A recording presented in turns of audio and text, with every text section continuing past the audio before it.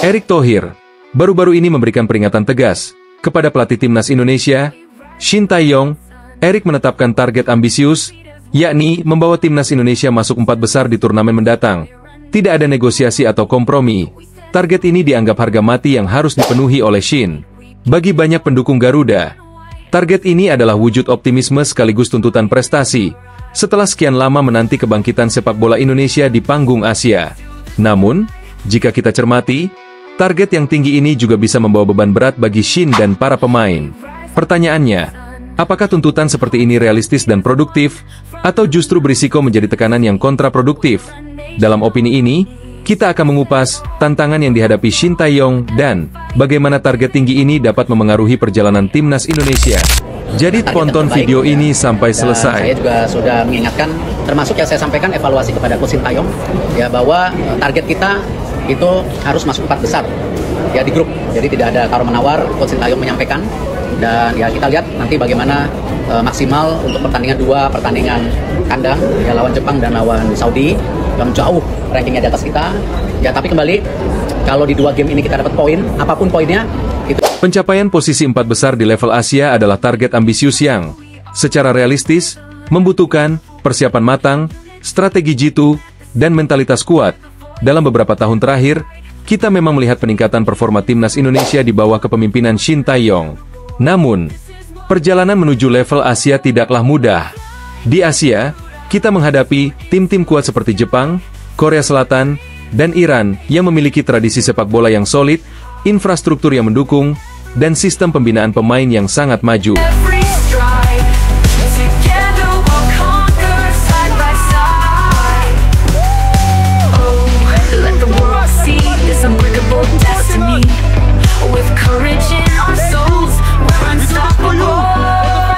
Jika dilihat dari persiapan dan infrastruktur, Indonesia masih tertinggal dibandingkan negara-negara tersebut. Maka, tuntutan untuk langsung mencapai 4 besar bisa jadi terlalu berat, terutama mengingat proses pengembangan sepak bola yang tidak bisa dicapai dalam waktu singkat.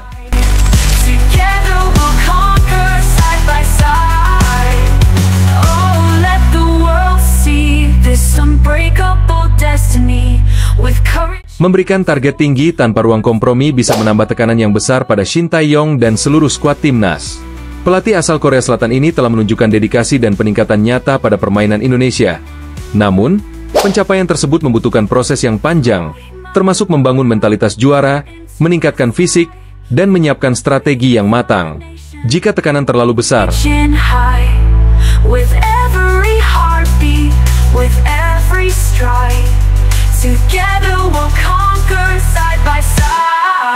bukan tidak mungkin performa timnas justru tertekan dan terganggu, terutama bagi para pemain muda yang masih dalam proses belajar dan adaptasi. Shin Tae-yong juga memerlukan ruang untuk menerapkan pendekatan yang lebih fleksibel, sehingga dia dapat membentuk fondasi jangka panjang yang solid, tanpa terlalu dibebani ekspektasi berlebihan dalam waktu singkat.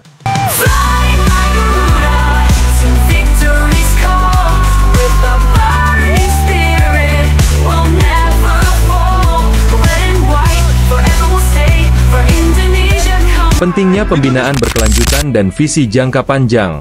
Untuk mencapai target besar seperti masuk 4 besar di Asia, PSSI dan Erick Thohir perlu melihat ini sebagai bagian dari proses jangka panjang. Sepak bola bukanlah olahraga yang hasilnya bisa diperoleh secara instan. Dibutuhkan pembinaan yang berkesinambungan dari tingkat akar rumput hingga level profesional.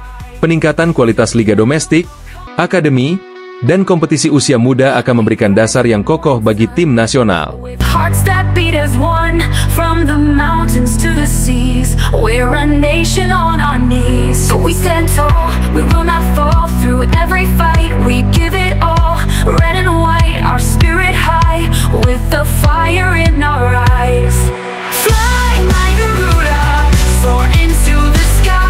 Saat ini, Shin Tae-yong telah memperkenalkan pola latihan disiplin dan taktik modern. Tapi upayanya akan sulit mencapai puncak tanpa dukungan sistem yang berkelanjutan dari federasi. Jika target 4 besar ini hanya menjadi ambisi jangka pendek, maka risiko kegagalan juga tinggi. Yang diperlukan adalah fondasi kuat yang melibatkan pembinaan usia muda, pengembangan pelatih lokal, dan program kompetisi yang terstruktur.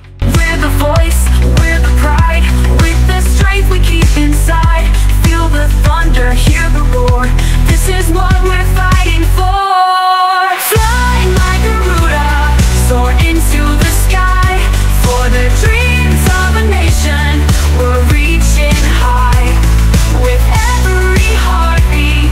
Risiko target yang berlebihan bagi timnas Indonesia. Jika target yang ditetapkan terlalu ambisius tanpa mempertimbangkan kondisi dan kapasitas nyata, kita berisiko melukai moral tim jika hasilnya tidak sesuai harapan. Kita bisa melihat contoh dari negara-negara yang memilih target realistis sebagai langkah awal dan bertahap. Daripada langsung menuntut 4 besar, mungkin fokus bisa diberikan pada pencapaian tertentu, seperti lolos dari babak grup, atau memberikan performa kompetitif di setiap pertandingan.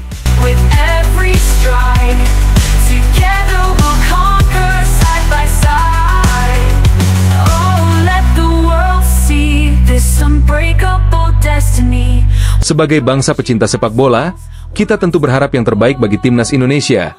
Tetapi, dukungan terbaik yang bisa diberikan adalah dukungan yang realistis. Dengan membebankan target yang mungkin belum siap dipenuhi, kita justru berisiko menekan timnas dan membuat mereka bermain di bawah bayang-bayang ekspektasi besar yang bisa berdampak pada motivasi dan kepercayaan diri mereka.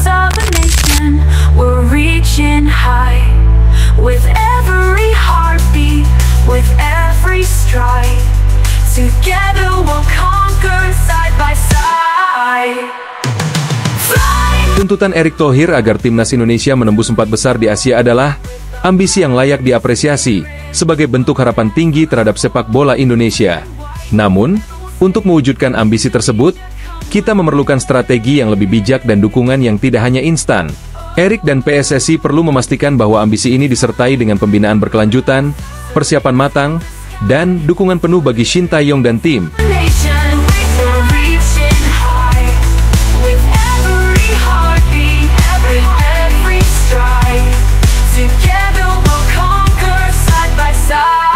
Jika target ini dijadikan pendorong untuk membangun fondasi sepak bola yang kuat di Indonesia, maka peluang untuk mencapai prestasi besar akan semakin terbuka.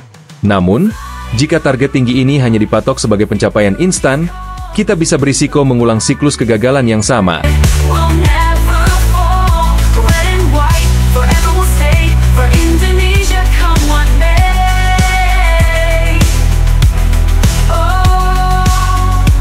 Prestasi adalah proses panjang, bukan hasil instan.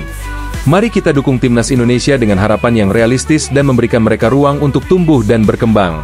Dengan dedikasi, strategi, dan dukungan penuh, Garuda pasti bisa terbang tinggi dan meraih prestasi di kancah Asia.